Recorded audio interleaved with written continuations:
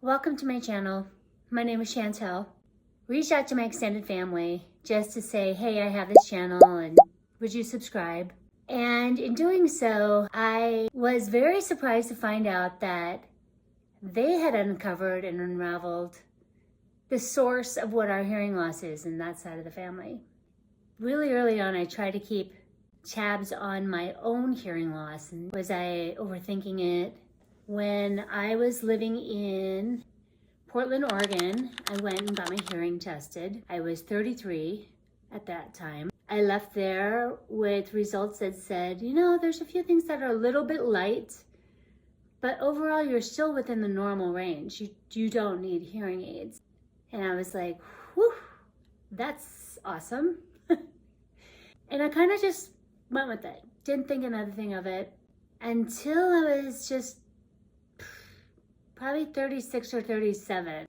I started to notice that I felt like I couldn't hear. It wasn't until I was 38, right before my 39th birthday, that I went back to an audiologist. This time I was living in Santa Barbara, California. I love that audiologist. If he's out there, Dr. Dodaro. I know he's not practicing anymore, but he was really such an easygoing person and easy to relate to. So I went in and I had my hearing test, and he said, you would definitely benefit from hearing aids. Talked about the type of hearing loss that I had, what my results looked like, and that they were not typical for people who had age-related or traumatic, loud sound situations, but looked to be hereditary. So I ordered my hearing aids and went on with my life. I did see an ENT from time to time. The only times I actually saw an ENT was when I had hearing issues, like if I had ear infections. I also would go in there just to get my ears cleaned or checked every so often. Even the ENT said that it definitely was caused by genetics, that I had this hearing loss. My ENT could not tell me specifically what type of genetic issue I had merely by looking at my ear. He hypothesized some different versions that could be a problem. I never knew you could really even get it tested. On the computer to try to understand what my hearing loss was about. I remember I looked at different hearing studies that were being done in the LA area. However, you had to live within a proxemics of LA, and I was outside of that bubble. So I did not qualify for any of the testing they were doing. I didn't really look into getting genetically tested. When I looked up on the computer at the time, and again, this is about 14 years ago, at the time, there were a number of different genetic hearing issues that were documented. The discerning mind would have taken testing. And since my ENT never offered the test, I just assumed it wasn't an option. I don't know why. Funny enough, funny enough, when I had breast cancer, I qualified for genetic testing, but the panel that I did for that was only for cancers.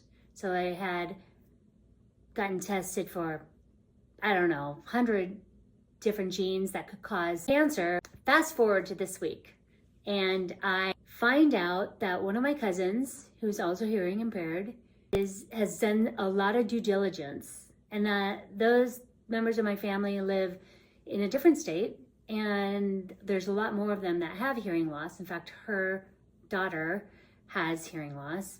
And I hope she, and maybe even her daughter, would come on and speak with us. No pressure. However, she did a lot of due diligence and ended up getting genetic testing and finding out what type of hearing loss is prevalent in our family. I don't know if I will, because so many people in our family have tested and they have it. So I would just assume that I would fall right in line. I mean, just too odd that I would have hearing loss at a young age and not have that gene. So what is that gene? Well, the disorder is a beautiful name, which is a number of letters followed by numbers. The gene itself that is disruptive is the EYA4 gene. I'm having to read it because I just learned about it couldn't tell you anything about that gene. Again, so while we're on the topic, I am not a medical person. I am not an ENT or doctor, an audiologist, or anything of the sort. I'm just speaking from my experience about hearing loss. And if you have any questions, I would suggest reaching out to your healthcare provider to ensure that you get proper information and diagnosis and more current information. So the actual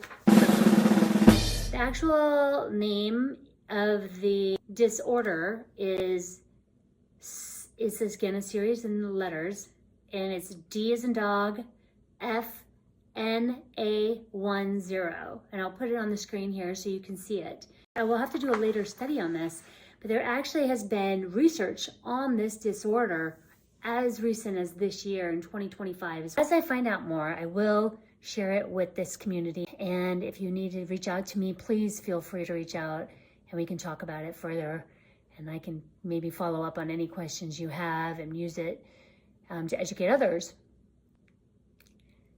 Selfishly, I do have a request. I would love to hear from anyone out there who themselves or their family has this genetic predisposition to hearing loss. I would love to talk to you. Obviously, I know my side of the family. In fact, here is a little shot of the people on my mom's side of the family that have hearing loss. The ones in orange font with the box around them are people that have had hearing aids most of their lives and have been either tested or assumed to have this genetic issue. There's two other people with boxes around them that also have hearing loss. It's presumed that they are age-related and or impact-related due to environments that they worked in. As you can see up that chart, my grandmother had hearing loss. It was quite significant and kind of funny. She was pretty funny about it. And then even her mother had hearing loss. I remember my dad described it once that she had to wear a hearing device around her neck. This would be my great-grandmother. I just fathom like what it would have been like to have hearing loss that long ago and not have the technology we have today to be able to help us. But I hope this inspires some of you to go get tested if you notice that there's a consistent strain in your family and are curious yourselves. There are a number of different genetic disorders that are out there, so it may not be this specific one, it might be something else. And yeah, so as I find out more, I will share it with you, and I hope you found this educational and useful. I'm gonna have to do a lot more digging because there's a lot I need to learn about this. Until the next time, please don't forget to subscribe, and if you like this video, please hit the thumbs up. That goes a long way for me and also helps trickle down the message to other people. Thank you.